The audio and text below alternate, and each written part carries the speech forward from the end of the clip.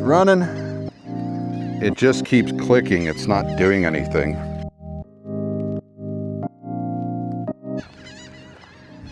Woo! It is something out here. Yeah, I'm in the middle of nowhere. And I think I'm gonna set up on this dirt road right here and see if I can get the 16 to take a photo. I don't really know what's gonna happen. I haven't tested it with actual film. Today's the day, so wish me luck.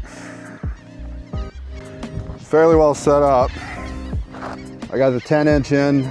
Well, Agvavi floats 9 and a 7/16 or whatever, but we're gonna get ready and see if we can do, get ready and see if we can just do this. I know there's not much to look at, but man, this is just a test to see if it'll work. Well, we'll see. There we go. Hooray! Because I don't trust everything yet, I'm going to pre-roll the film directly onto the drum and then back it all the way off and hope that that centers everything well enough that I don't have any sort of weird blurring issues, which I've had in the past with my number 10. Okay, all loaded up. We have 6 or 7 feet of film. I don't remember on this roll. This is one that I overdid. Promised I'd do or use it one day kind of thing. See, that's an issue. It's acting really strange. I don't know what's going on here. I'm about a quarter of a turn out where I need to be. I don't want to waste the film by opening it up and hoping that it's back all the way on. So we're going to do 1.5 turns from its location, whatever it is. So right now it's a quarter turn out. So we'll go 1 full turn plus a half. That way I don't have to worry about anything. So just kind of look now. The sun's coming up even faster, which means I might have a really weird bright spot in the center, but I do not care. We're gonna start before this telephone pole and let it go as far to the right as possible. Okay, one of these things I gotta remember to do, which I almost forgot. The door doesn't open on its own. I have to physically open it. So I'm gonna do that now. Okay, door is that.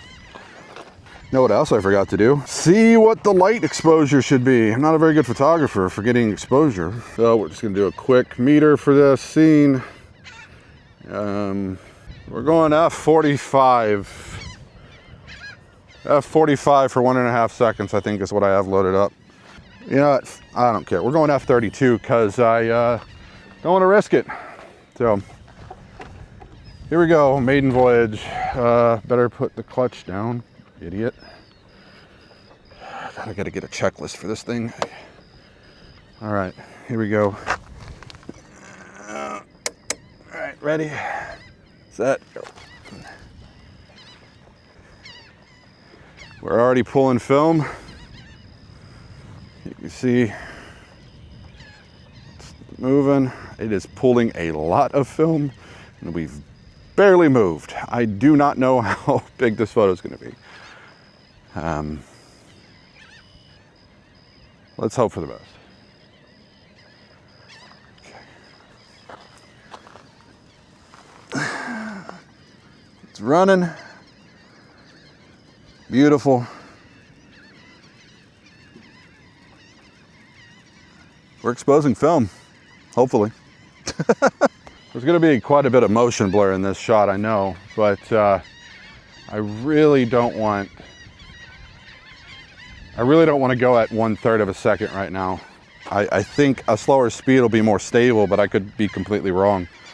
I've never used a fan-driven camera this big, so, or any Cirkut camera with a fan on it, so I wouldn't really know where my limitations are. But we're coming up on 90 degrees. I know this is dumb, but Jesus, my heart is beating so fast right now. I'm just so freaking excited about whether or not this is gonna work.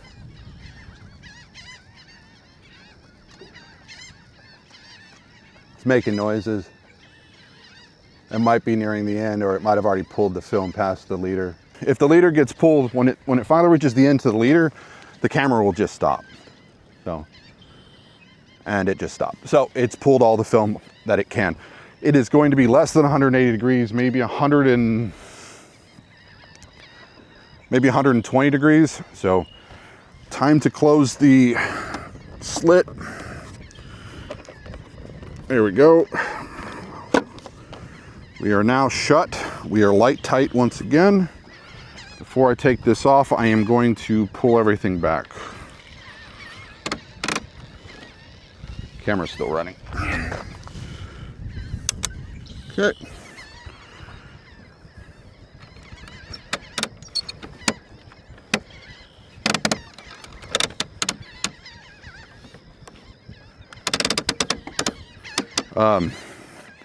So rewind doesn't work.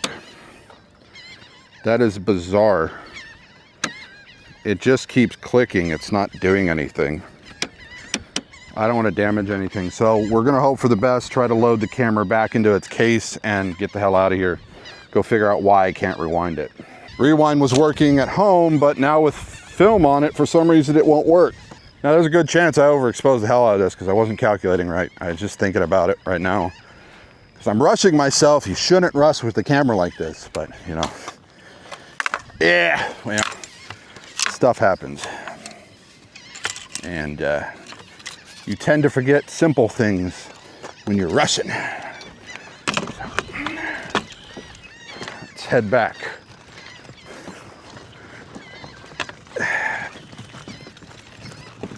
Okay, sun's coming up some more, so it's been quiet. Haven't had too much issues out here. I've seen 2 cars in 15 minutes. So not many people to talk to or stop me or ask what I'm doing. So yeah, I'm gonna load up, get the hell out of here, and go develop the film. See what happens. I'm hoping for the best. Can't guarantee it though. Who knows?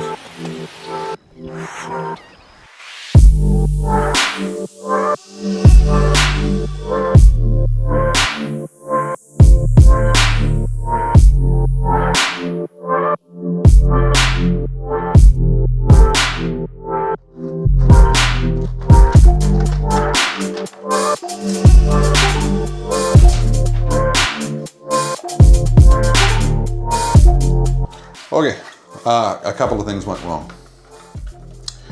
I knew that the camera wasn't loading the film back properly, which I already kind of figured what was happening. Is what it is. I'm not too concerned about it. I lost about a foot, maybe a foot and a half. It sucks, but oh well. The second problem is I went very hard on the exposure, and it's very dense. I don't even know if this is gonna pick up on film. So it's very dense, but what's in focus seems to be all right.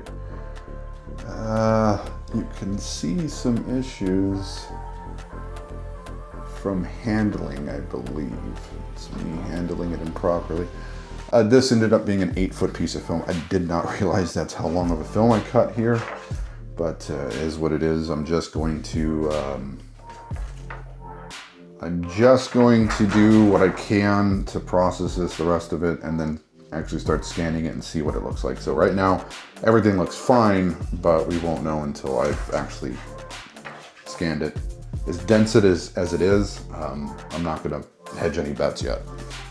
My biggest issue with this was when I went to process this, I didn't realize how long it was. My arms are only about 6 feet wide. When I realized it was 8 feet, I just couldn't physically do it. So I started scrolling it from left to right and right to left. So in the process of doing that, I'm likely damaging the emulsion, sharp corners and all. So what I would do, and I'll kind of demonstrate it now, is I'd roll it up like this, get to the other side, and then reverse and roll it back in on itself. The way I probably could have mitigated the damage is clip the corners, but I wasn't thinking in the moment, and I didn't have any scissors in here to do that with. So right after I got finished with it going into the fixer, I went and got some scissors, cut off the extra film that didn't get used, and now the damage is permanent anyway, so I'm not going to cut it. Just going to move on. Anyways, I'm going to finish this and then scan it and then post it, and y'all will see the end here in a minute. All right, starting off, it's not good. There's a number of issues that you can clearly see in the photo, one of which is that the image is slanted. I believe this is caused because the film itself actually traveled downward as it was being pulled onto the drum. My evidence for this is when I got home and I actually got into the darkroom and opened the magazine up, I could see that the film had traveled downward during transportation, much further than it would have in this image. It looks like it's down by maybe an inch by the time it gets to the other side, but still, it's a problem. I don't know if this is a lack of guiding the film or maybe the back plate that's supposed to spring over the film to keep it flat up against the slit is not strong enough. My number 16 has what's called a Klein bar installed, so I don't think it's that, but I'm not really sure 100% on what causes it to travel downwards, which, I don't see why it should travel downwards, seeing as how the leader is wedged onto the drum, so it shouldn't be able to move. It doesn't make sense to me. I'll have to figure out why it did this. I did level the tripod, I know that. So if it would have been a minor horizontal change, then I may not even notice it. But this one's clearly, the right side of the image is there's much more foreground than there is on the left side. There's some issues with either exposure here or development. I'm going to lean more towards development because I was panicking while I was trying to run the film through the developer.